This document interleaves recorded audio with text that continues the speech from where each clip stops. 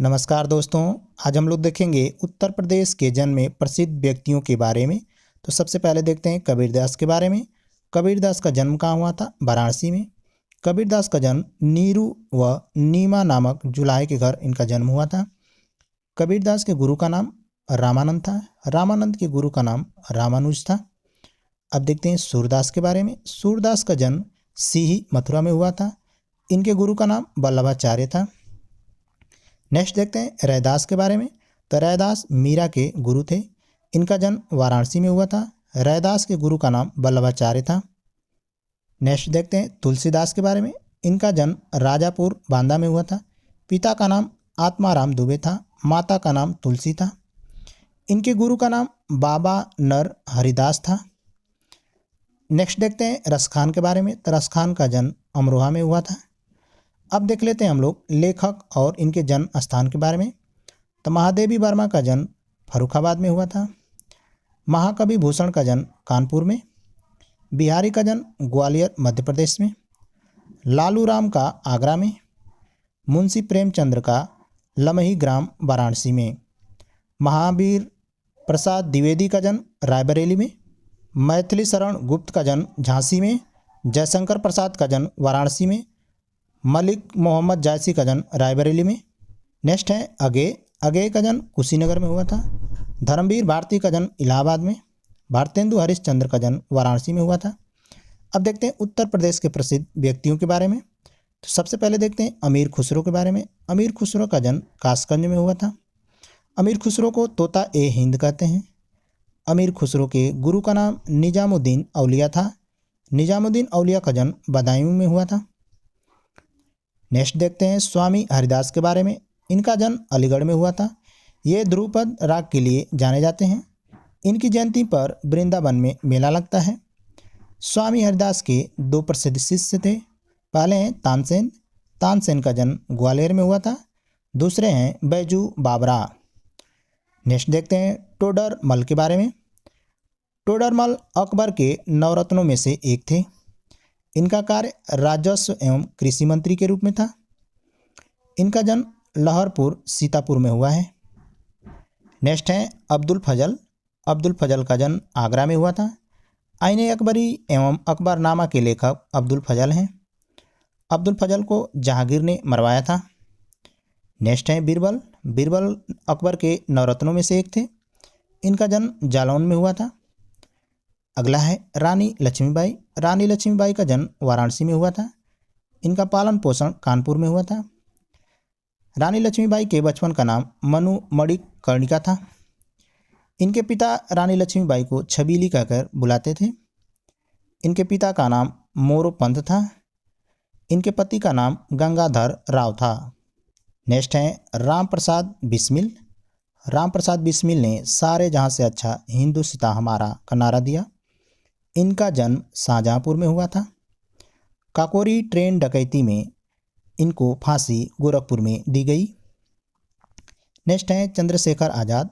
इनका जन्म उन्नाव में हुआ था। उन्नाव पश्चिम बिहार का नाम इन्हीं के नाम पर बदला गया है। नेक्स्ट है पंडित मदन मोहन मालवीय। पंडित मदन मोहन मालवीय ने बनारस हिंदू विश्वविद्यालय की स्थापना 1916 में की। इनका जन्म इलाहाबाद में हुआ था। नेक्स्ट है मोतीलाल नेहरू, जवाहरलाल नेहरू एवं इंदिरा गांधी। इनका जन्म इलाहाबाद में हुआ था। नेक्स्ट है लाल बहादुर शास्त्री। इनका जन्म 2 अक्टूबर 1904 में मुगल सराय में हुआ था। इनकी मृत्यु ताशकंद में हुई थी। नेक्स्ट है जहांगीर।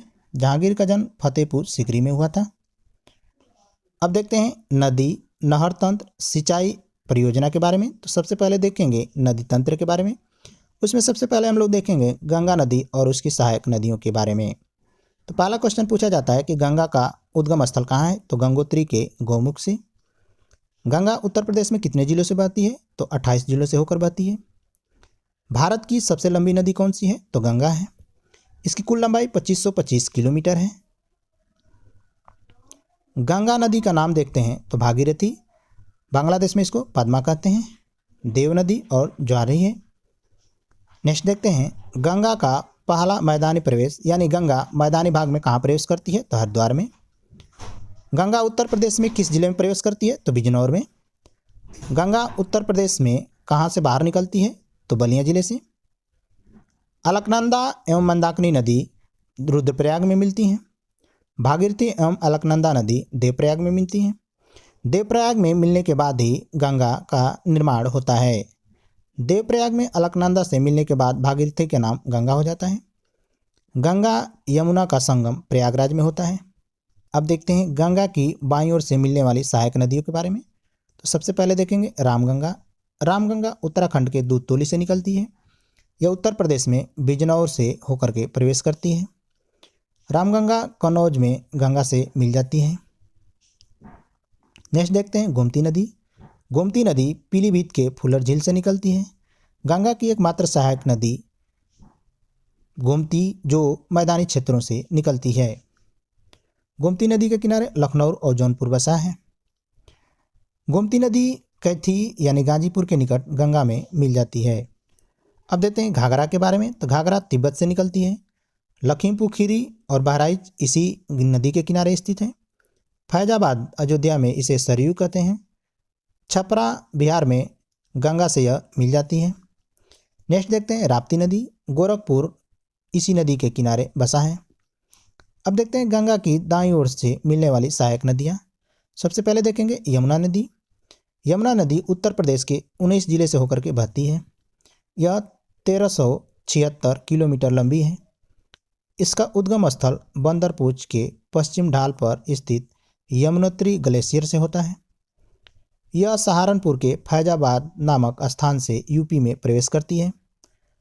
प्रयागराज में यह गंगा से मिल जाती है।